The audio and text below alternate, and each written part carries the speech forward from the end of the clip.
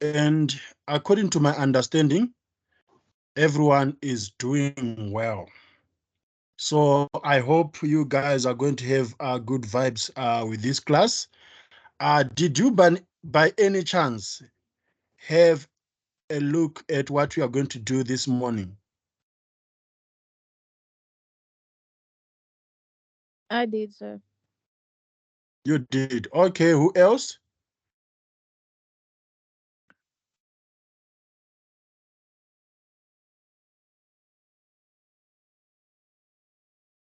All right, so it's only Kia. It's okay. Um, who wants to give us a recap on what we did yesterday?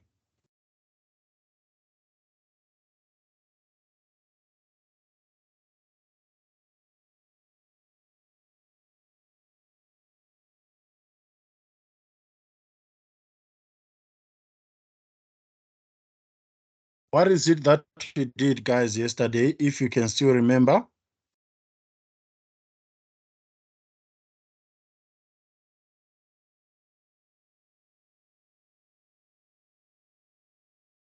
We did measuring the voice of the customer in digital media. Okay, great. Who wants to add on to what Kia has just said? Guys, don't tell me that we woke up with brain dead, brain death. You are not brain dead, right? No, sir. We also Mm-hmm. about differentiating customers by value and engagement. At the beginning of the lesson, you reminded us of owned, paid, and earned media. And then at one point, we also discussed the difference between a customer and a consumer. Um, and then we spoke about the methods of hearing the voice of the customer as well. Yeah. Okay, that's wonderful. I think Ntati has said it all. Thank you so much, Ntati. One day I'll buy you a car. I haven't forgotten, guys, that you promised me a car. I haven't. All right, guys, before we start today's lesson, I need to emphasize this to you, all of you. Um, I understand that you have got so much limited time in this world, and you know, in most cases, school stuff are always boring, or you can always say, "I'll do this later, I'll do that later."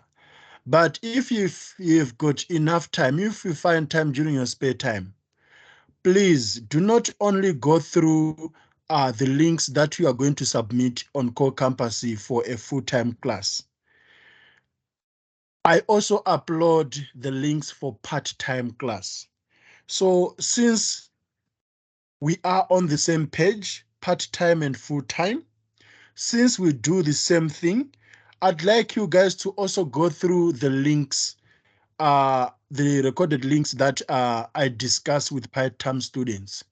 The reason why I'm encouraging you to do so is that the energies that I have when engaging students can be different.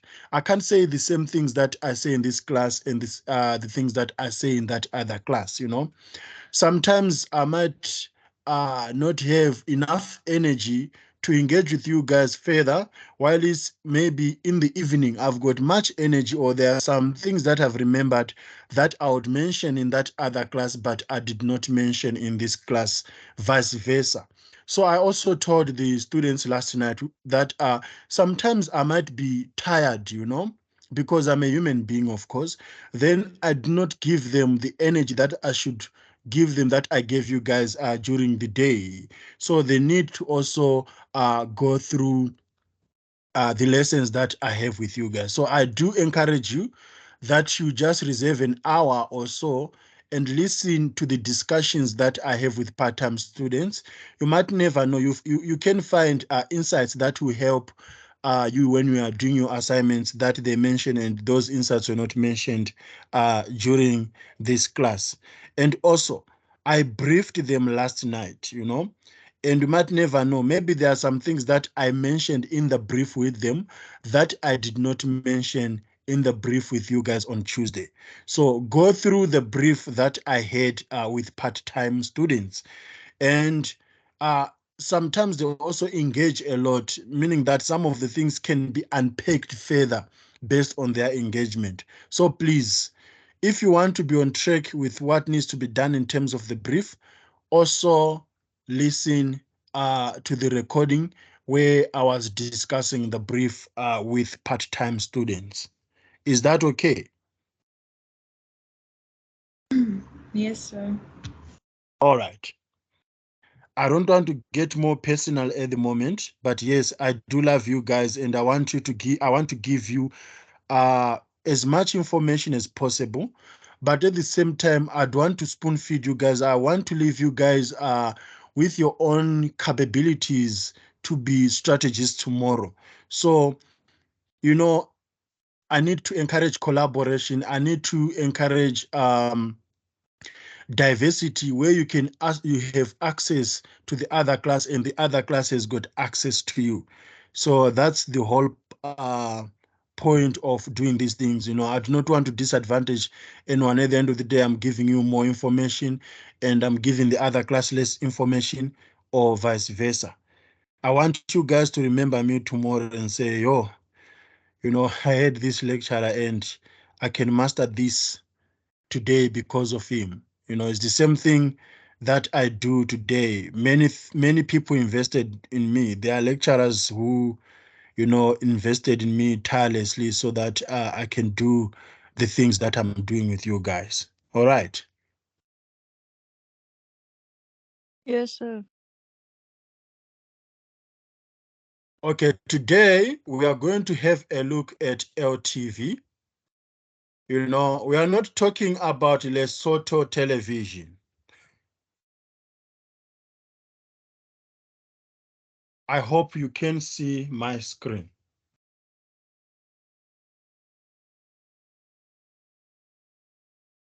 Can you? Yes, sir. Let's say the Karabo is a crook, that one. I can't see him here. All right. We are going to look at lifetime modeling, you know. But the word lifetime can be a bit confusing to everyone because lifetime. Okay, before I do some sort of explaining, when someone says lifetime, what comes to your mind? Let's forget about digital marketing. Forever.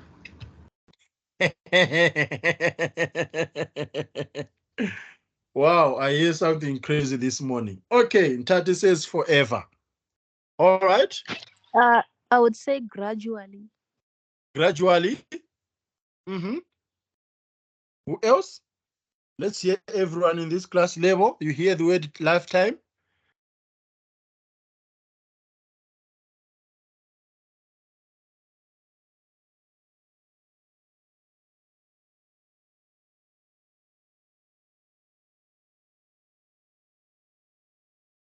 Let's say it. Forever, infinity. Infinity. Okay. All right. I can see that you guys know the word lifetime. You know, you guys said forever. Someone said gradually. Someone said infinity. Like there's no ending. If you're a Christian, you'd hear about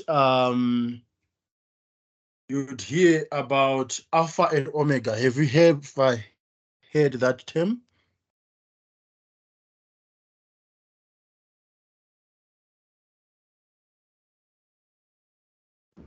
Definitely, sir. Mm.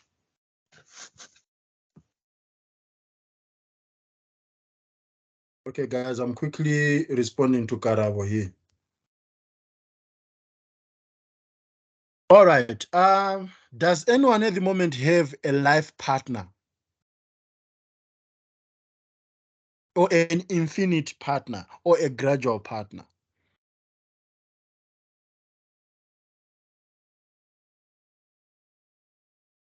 Yes, sir. Okay, so it's only Kia. I'm sure very, very Okay. soon I'm sure very soon, let's say the relationship, it's going to turn into a lifetime thing. All right.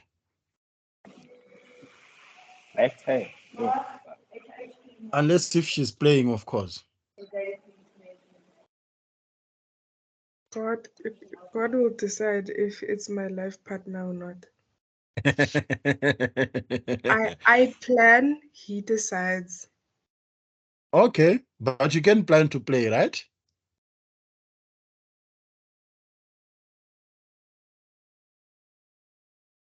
She doesn't agree with me. All right, let's move. So the same concept you would apply to lifetime in reality, like I've asked you guys about partners and stuff like that. We also have what we'd call life value modeling. But this lifetime value modeling, it's not infinity, you know. You just need to project as an organization, how long are we going to last with this individual customer? So what we do, we've got our forecasting models where we can rely on. I'll give you an example of a woman who have just given birth, you know. So if you are a Huggies brand that provide nappies to infant child, or if you are a Nestle nan that provides instant milk to born babies as they grow up. Okay, now I have Karabo. I'm sure he should be in.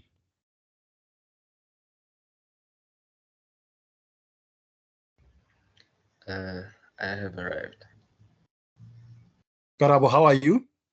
I'm okay. How are you? I'm good. Are you still in bed? Have you bathed yet? I'm not going. Well, I'm not. I don't think I'm going to campus. So I haven't bathed yet. So you are still in bed? No, I'm not. Okay. So it's only your lady friend who is still in bed in this class. All right.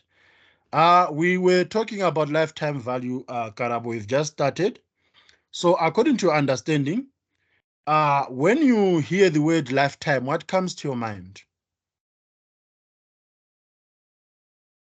I think for as long as periods of, for long periods of time, or for as long as you live. Okay. Do you have a lifetime partner? No, You are busy playing. no. Okay. All right. So that was the exercise that I had with everyone. So don't think maybe I am personally targeting you. So we are talking about lifetime value modeling, and I was busy talking about the example of Huggies, how you would use lifetime value modeling in Huggies. So when Huggies then realized that this customer is pregnant, like, all right, this customer has given birth, you then model the lifetime of a child. Okay, so you know that from the day this child is born, this child is going to need Huggies nappies until maybe 3 or 4 years, when that child has mastered pot training and can go to the bathroom on his and all her own. So now the lifetime value that you're going to get from that customer is going to be about 3 years. So you need to measure the investment that you're going to get in that customer in 3 years. You do the same thing with cars. You know, if you're a car dealership, you would measure the lifetime of that car, that in the next 5 years, this person is going to need service from us. This person is going to need parts from us. This person is going to need maintenance from us. So this is how we are going to model the lifetime value that you are going to receive from this customer. The same thing that I could apply to you guys. Let's say I was a lecturer for you guys from first year, knowing that the program that you are studying is only 3 years. knowing that the program that you are studying is only 3 years.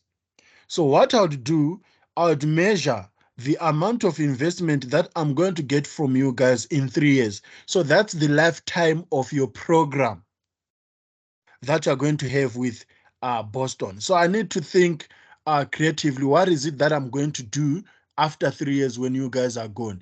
Am I going to get uh, other students who are going to do the same program? I start with them from the first year until the third year, then they are gone, and it becomes a cycle.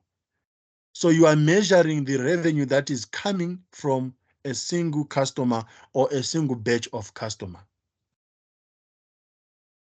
Do you now understand the concept of lifetime value modeling?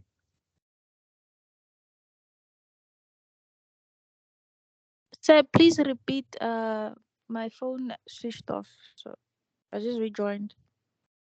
Okay, I was saying, if you are a Huggies brand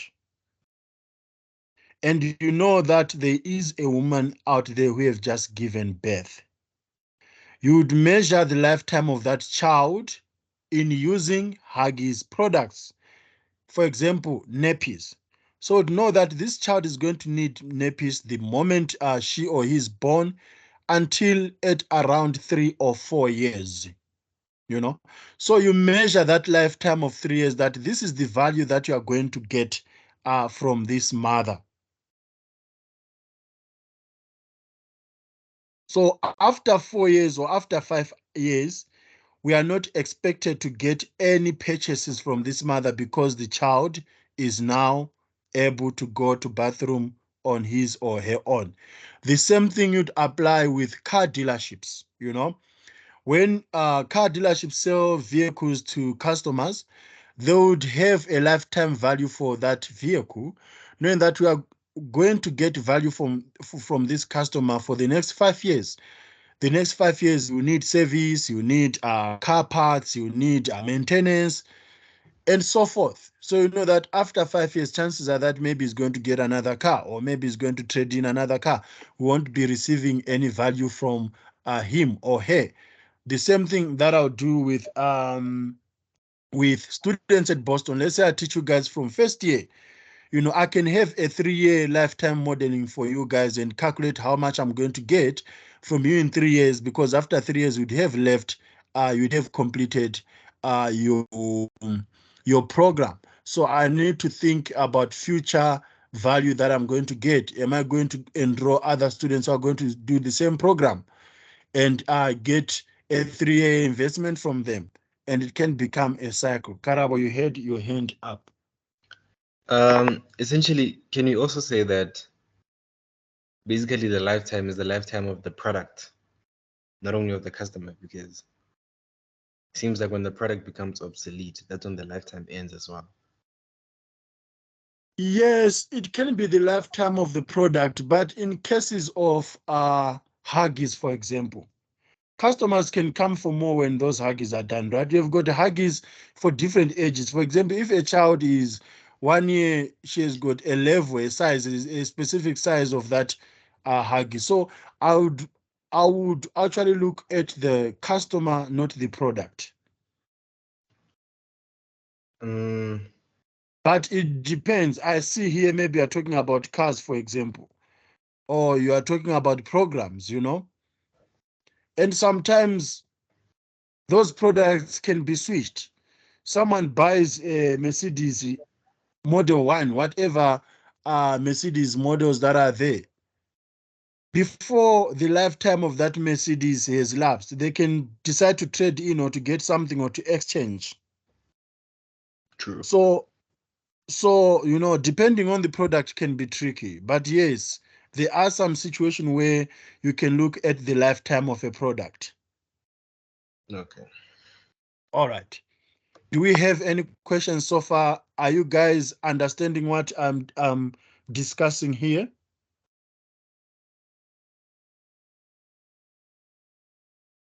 And unfortunately, we've got devious people like Karabo who have set lifetime value on other human beings. I'm only going to date this one for 3 years. After 3 years, I can't get any value from this person. Do we have people like that in societies?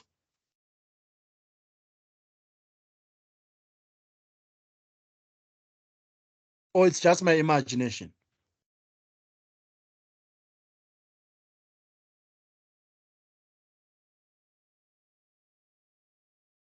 Okay, it seems it's my imagination.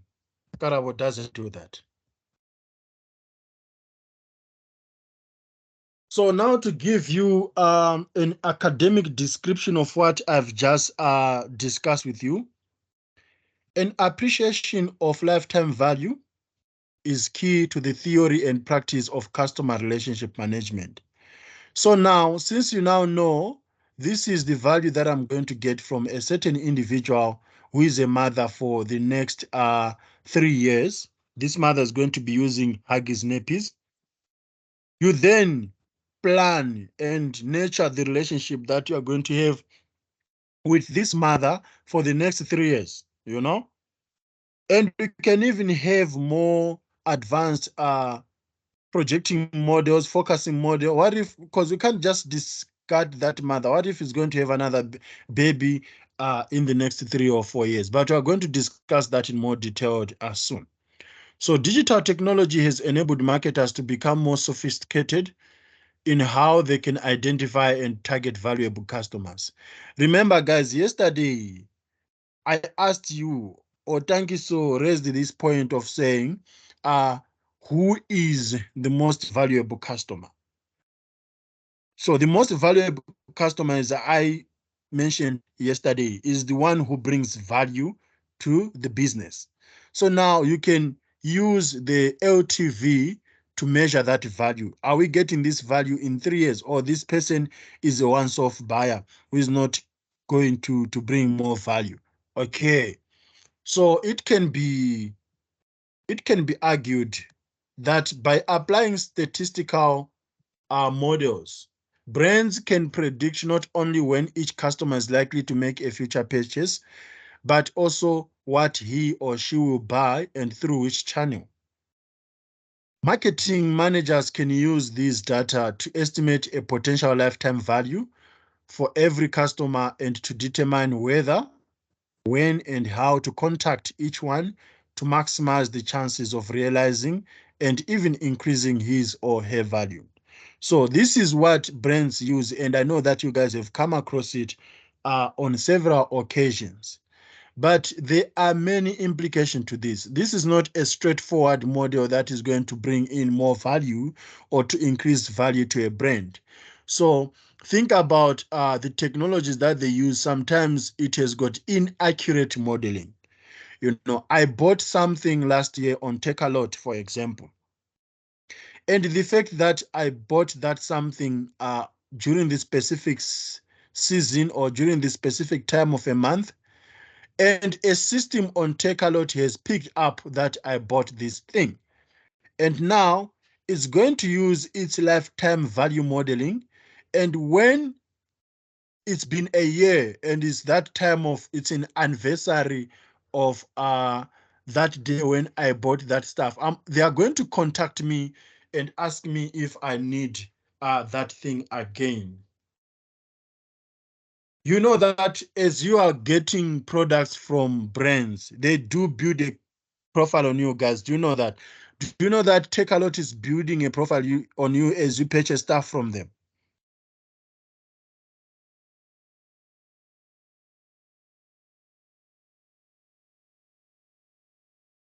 Tati, we have got your hand. Sorry, so that was a mistake. Okay. All right. So most brands, especially those who use advanced tools, they build a profile based on your purchase history.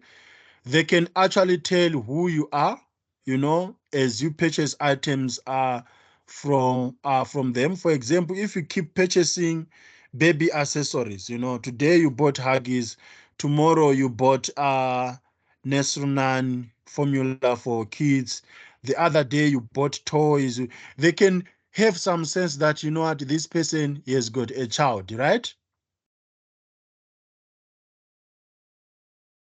However, they can get it completely wrong. How they can they get it wrong? You know, we understand the patterns in African families whereby you are the only one in the family who has got a Take-A-Lot account.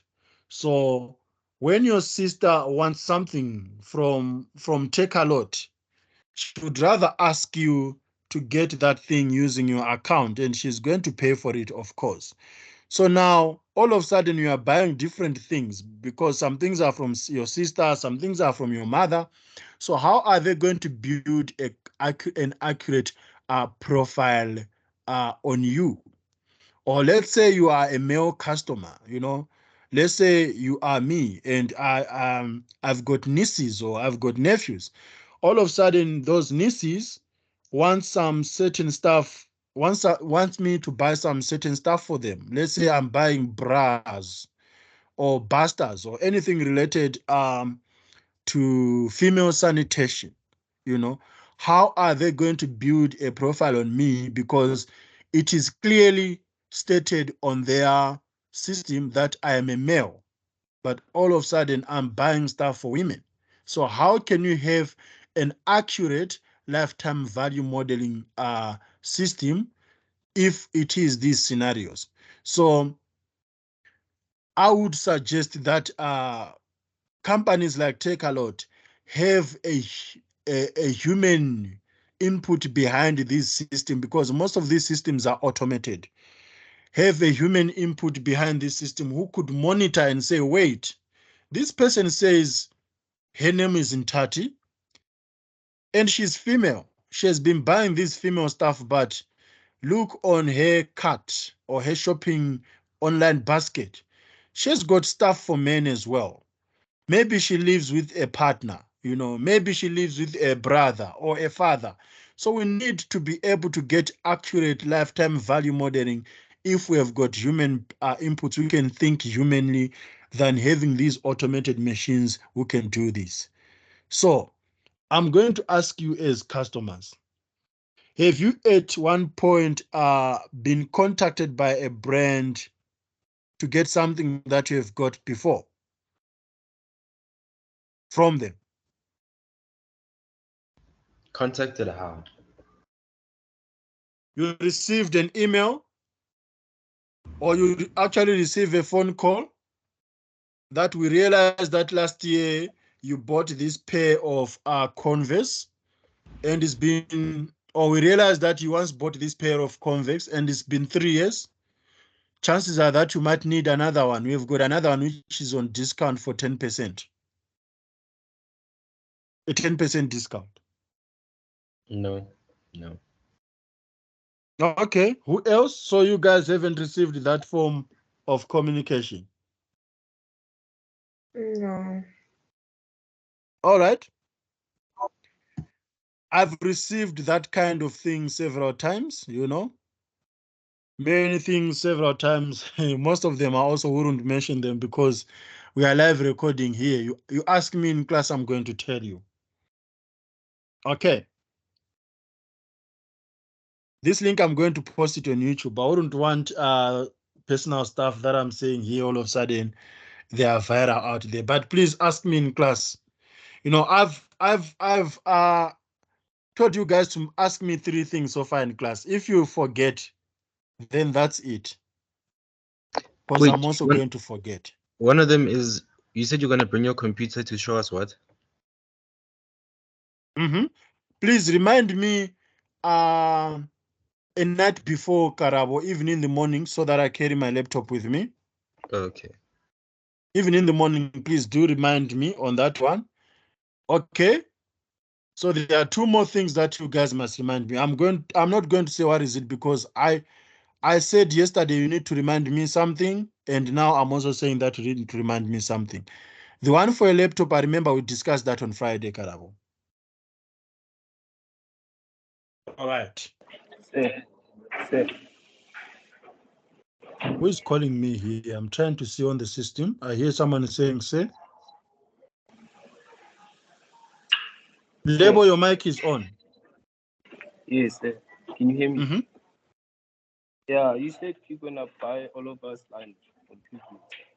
I didn't promise you any purchases. When was that? So I'm reminding you. Karabo, I know, Level, I know what I reminded people. It didn't involve any form of payment. Unless if you want me to buy you something. And you need to ask nicely. So he said pizza.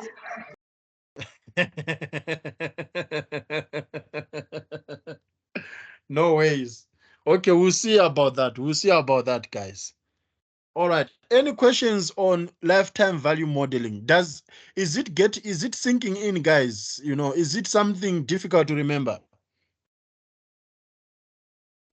It's sinking in, sir. Okay, perfect. So lifetime value is defined as the total net benefit that a customer or a group of customers will provide a company over their total relationship with the company. So as I said, it's going to be the net benefit that you are going to get from that mother or from that family that has got a child as they get nappies from that for that child, you know. So modeling is based on estimating the income and costs associated with each customer over a period and then calculating the net present value in current monetary terms using a discounted rate value applied over the period of time. So you realize that this can also be tricky, guys. As I said before, lifetime value modeling is not that accurate. You need to have other models in place. And the good thing with digital marketing is that all these concepts that we discuss do not operate in silo, you know.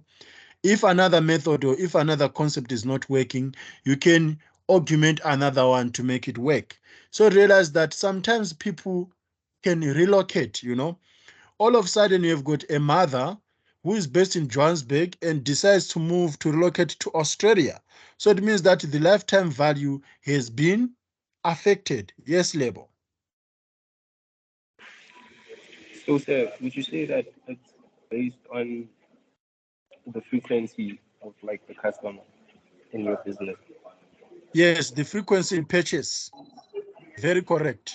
Oh, So, for example, how can we measure value for someone who only bought once a pack of Huggies, you know, whilst you have projected to have an investment for the next 3 years?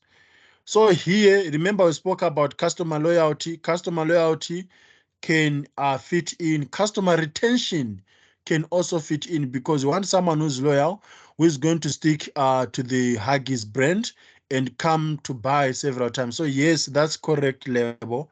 Frequency matters here. But remember, frequency can be affected by relocation, can be affected by death, you know. What happens, unfortunately, if that child who should be getting the nappies, unfortunately, sadly passes on, or the mother passes on, you know?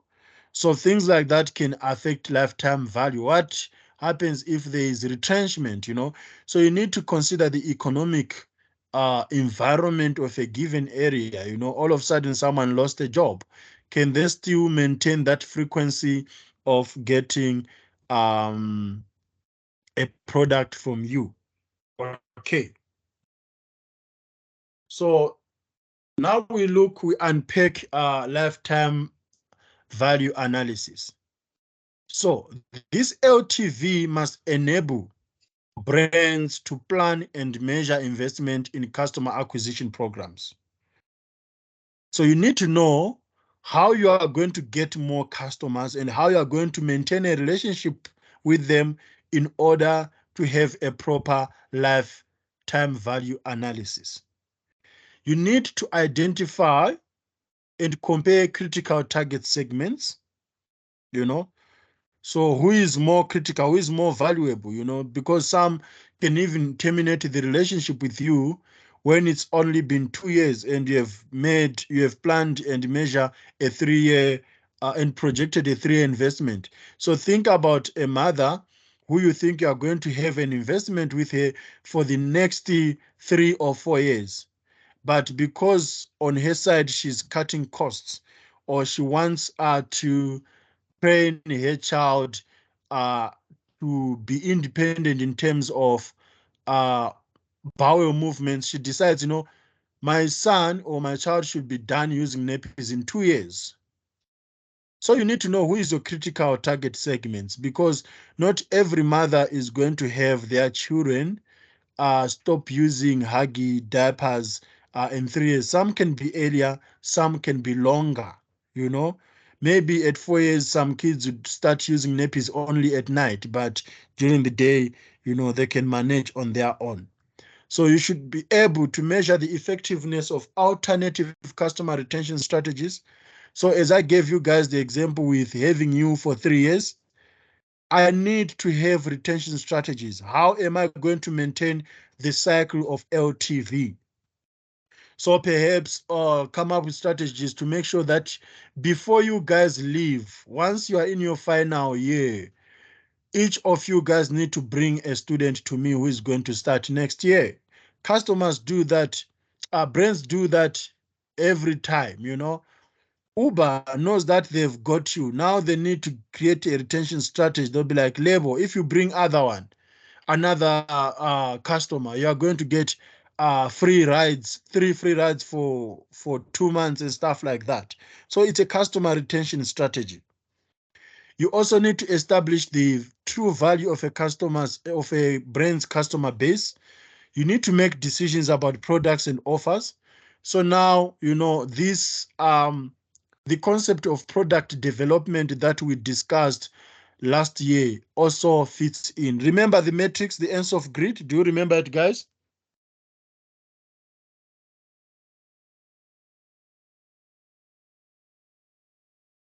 These people flashed out everything that they learned last semester. Karabo, you've got a hand?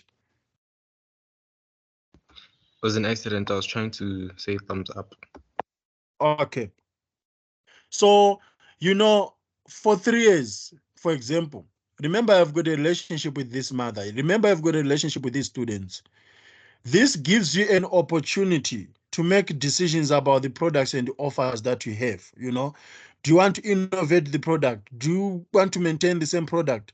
Think about how Huggies has been innovating its diapers or its pants. All of a sudden they've got a proper elastic in the waist, or they've got a proper this and that. So you get that as a result of the relationship that you are having with your consumer and your customers as the lifetime value nears.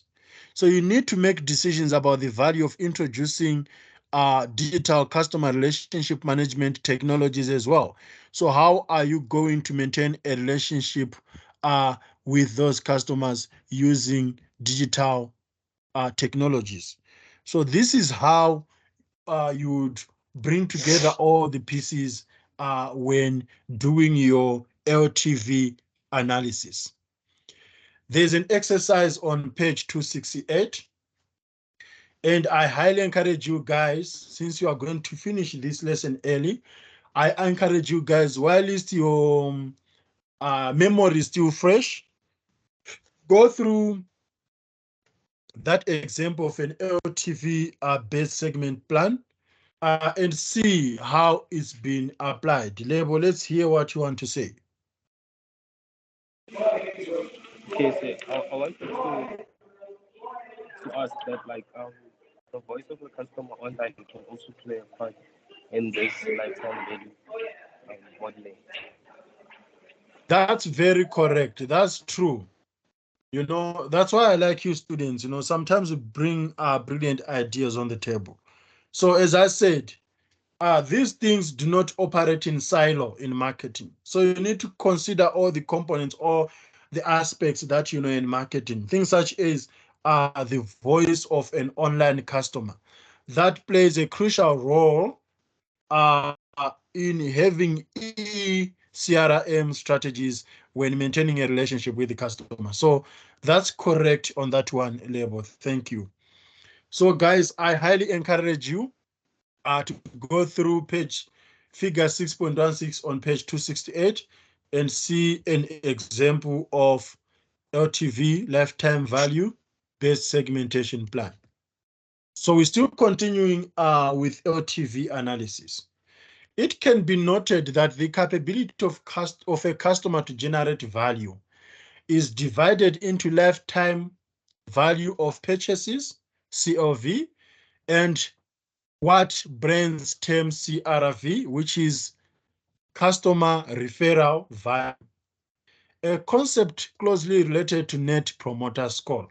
Remember yesterday we spoke about the net promoter score, which is why would you recommend us? So guys, as I mentioned in the morning before we started this class, please go and have a look at the sessions that I have with part-time students. I asked you guys yesterday, would you recommend anyone to come and study at Boston? And you said no. You gave me your reasons. And our discussions, our arguments were based on the reasons that you gave me yesterday. Then last night, when I was having a part-time class, I asked the same question. Would you recommend someone to come and study at Boston? The answer was yes. And they gave me their reasons. So the argument and the discussion that we then had last night was based on the reasons that they gave me. You know, at the end of the day, we were still discussing the concept of net promoter score, the concept of LTV value analysis, but from a different angle.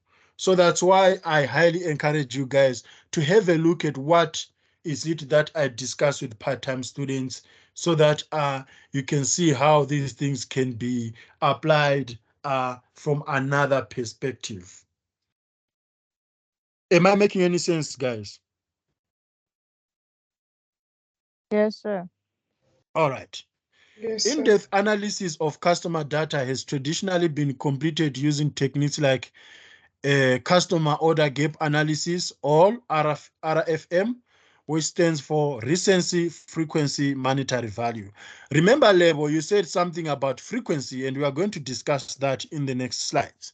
So customer order purchase gap analysis is aimed at increasing purchases by customers. So guys, CRV, customer referral value, that one you also need to be very careful with. Why do you need to be careful? Is because you can refer someone to get something, but they can still decide not to go and get it. So you need to be very careful on how you measure customer referral value. You can refer someone to come and study at Boston and motivate your reason why you are referring them to go and study there. But somehow, because it's their choice, it's their money, it's their decisions, they can tell you that I'd rather go to Rosebank College, or I'd rather go to Vega, or I'd rather go to this. So you need to see how CRV can actually be successful. Does it lead to a successful acquisition or not? So recency, frequency, and monetary, RFM, is a technique that tends to be little known outside retail circles, but customer relationship management gives great potential to apply in it from a range of techniques, since we have used it not only to analyze purchase history, we can use to not only analyze the purchase history and targeting outbound communication, but also visit or log in frequency to a site or online services and response rates to email communications. So here, guys, for example, there are people, even if they don't need something, they always want to buy something that is new. Like, what is it that is recent? That's where the term recency comes from, you know? You have got an All-Star, a 2021 All-Star shoe that you are wearing now. It is still valuable. It's still fresh. I mean, it is still fresh, and you are still using it. It's not torn up. But the fact that you have heard that there's a recent one that Converse is selling, which is trending, you decide to buy it again. Have you done that, guys, before?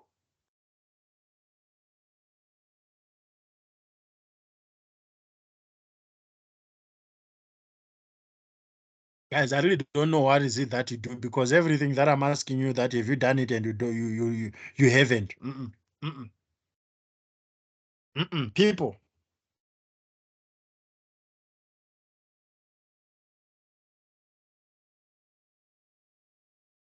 Okay, there are people who do that. You know, there are people who do that, who get something that is fresh, even if they've got something, because they want to feel a taste of the latest product. Yes, level.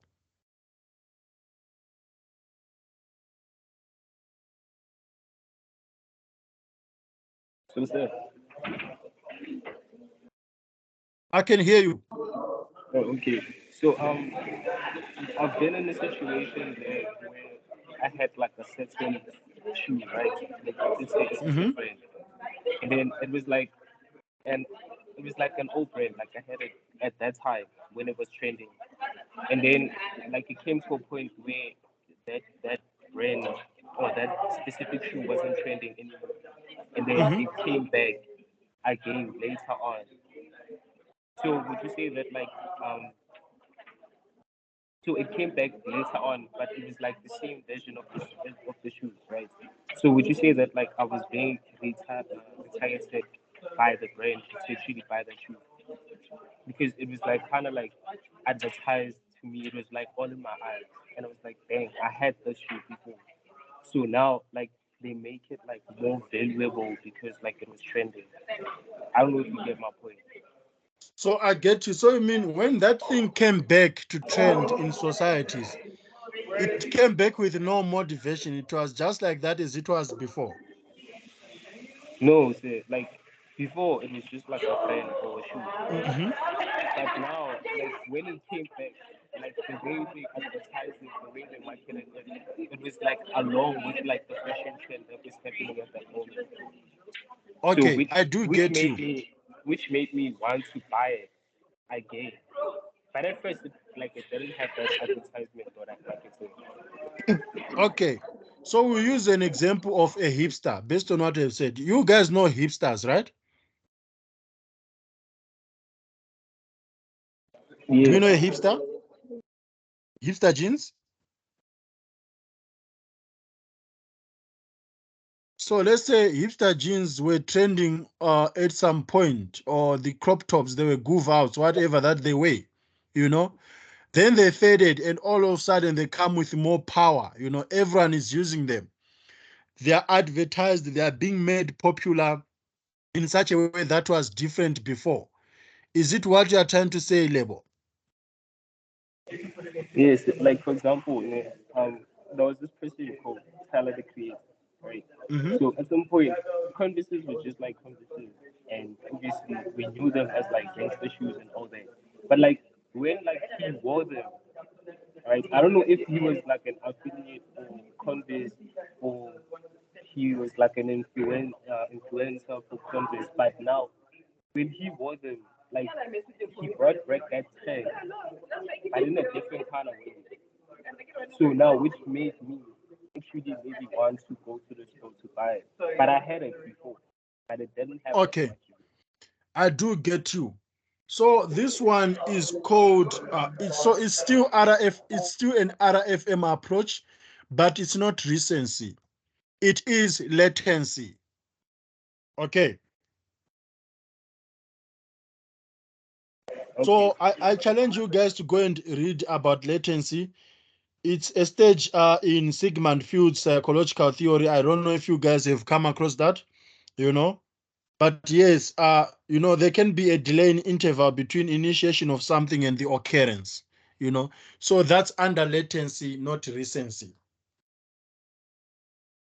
So there are other approaches of RFM. We have got recency, we have got frequency, we have got monetary value, we have got latency, and we have got head rate. All those things, guys, I highly encourage you guys to go and read about them. The problem with students, something that I've realized with students, is that we have a class this morning. We are going to have a session this morning. After this session, you have completely forgotten about digital marketing 3, to an extent that when you are doing your assignments, you only rely on the stuff that we discussed in class or the stuff that you have known from the class. I encourage you guys, there are sometimes when you are bored at home or sometimes when you are free, just go through the textbook, just find out what is it that I've learned so far. Do some Google searches, Sometimes, knowledge is not infinite. Remember, we were talking about lifetime earlier. Things that I can be giving you, you can find some sources that can give you another angle.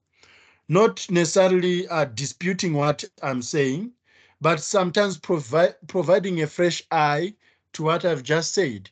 So you need, guys, to read these things during your spare time. I highly encourage you guys not only to rely on me or on the textbook as a source of knowledge. There are so many knowledge sources out there.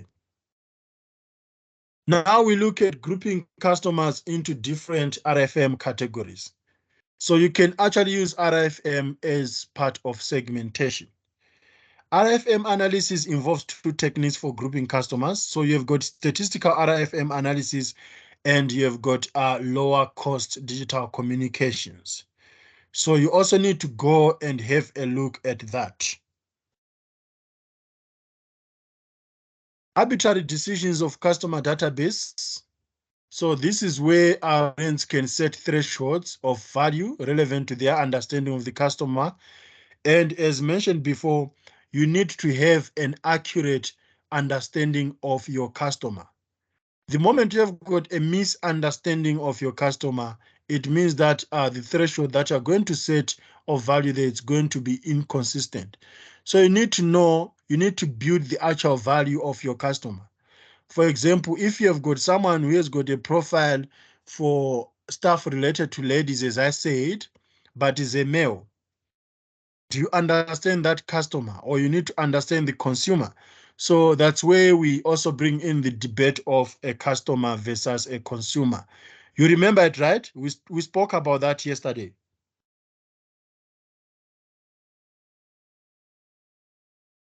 Okay. An example is that an RFM analysis can be applied for targeting using email according to how a customer interacts with an e-commerce site. And there is another example on page 273. Now let's talk about product recommendations and propensity models. Before we start discussing on that one, I'd like to find out from you guys.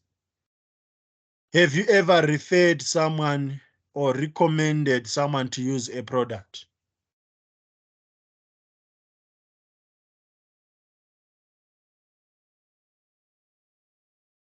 Have you ever recommended someone to use a product? Yes, sir. Yes, sir. Okay.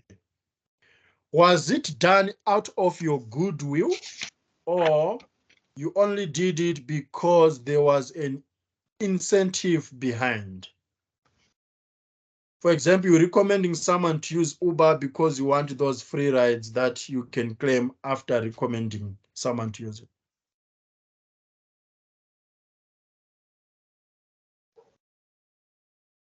Out of goodwill, sometimes. Out of goodwill, Yes, sir. sometimes. Okay. All right. Propensity modeling is one name given to the approach of evaluating customer characteristics and behavior, in particular previous products or services purchased, and then making recommendations for the next suitable product. It is best known as recommending the next best product to existing customer base. So based on how customers use the previous product, you can always recommend the next best product as a brand or as other customers. I'll give an example of a Renault Clio. You guys know a Renault Clio. Some people call Renault, you know. But yeah, I just want you guys to understand. A Renault Clio, have you ever come across it? Or have you ever heard about it? Yes, sir. Okay. You realize that a 2005 model for Renault Clio can be different to the 2023 model. So if someone bought a Renault Clio in 2005, you can recommend the next best product to them being the 2023 model, you know. So you are recommending to the existing customer, the one who already have a model. But now you can tell them how best is this product, you know. This car has got more airbags, or it has got rear view mirror, you know. It has got these technologies and that technology. But remember, it is just a recommendation. There are people who love, you know, their old things and they'll like, thank you. We can still stick to our 2005 Renault model. Yes, Karabo, you have got your hand up.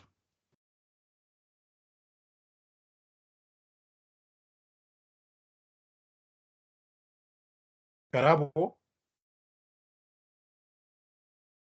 Or it's another mistake for a thumb. Okay, you let us know. So there's also an example there, a case study on how Dell gets closer to its customers through its social media strategy. Go and have a look at that. You know what Dell is, right? It's a device manufacturer in form of laptops, in form of phones, in form of tablets and so forth. So go and have a look at these case studies. You know, when you go through a textbook, at least it gives you a hint, you know, of what you have covered in class. Like, oh wow, we discussed this concept and this concept is being applied in a real life situation. So are there any questions, guys?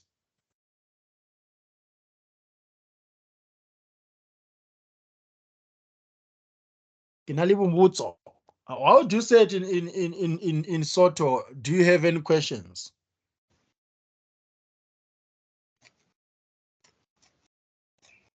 Lena le dipotso na. Oh, I was almost there. Okay. All Sir, right, can I guys. please Miss Lesedi, you're saying something? ask, so the propensity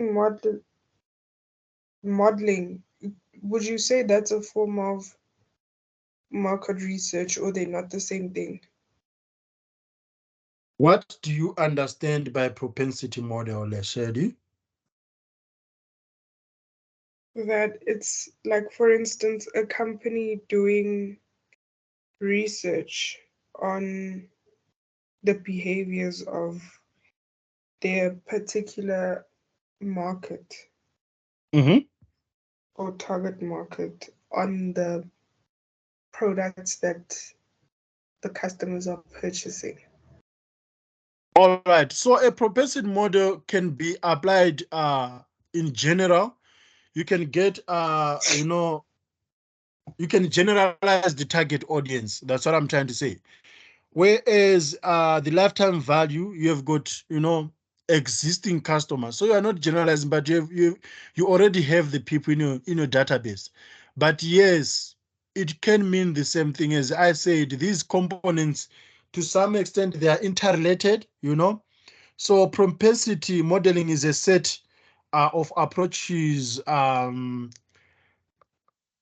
building predictive models to focus behavior of a target audience by analyzing past behavior. So it can be the same, especially when you are looking at someone's previous purchase history. So it depends with how you set the parameters, you know. So can you say a past purchase history is a past behavior, for example? Yes, to some extent it can be, but to some extent it cannot be. So it depends with the context and how you apply it, let's say. Thank you, sir. It's my pleasure. Guys, remember, I am also learning as I get questions from you. For example, Lesedi just taught me about propensity modeling.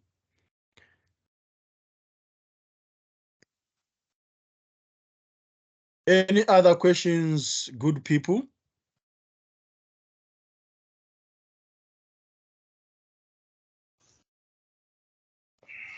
No, sir. I have a question, sir.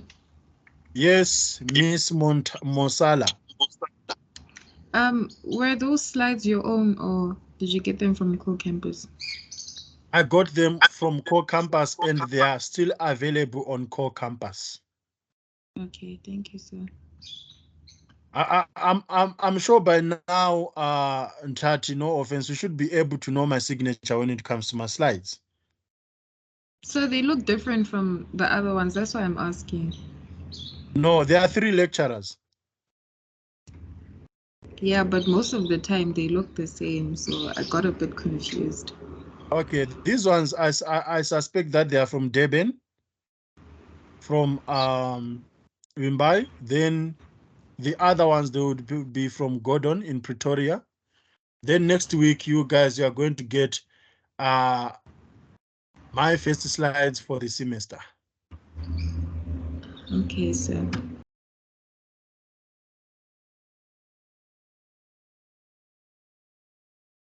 Any other questions?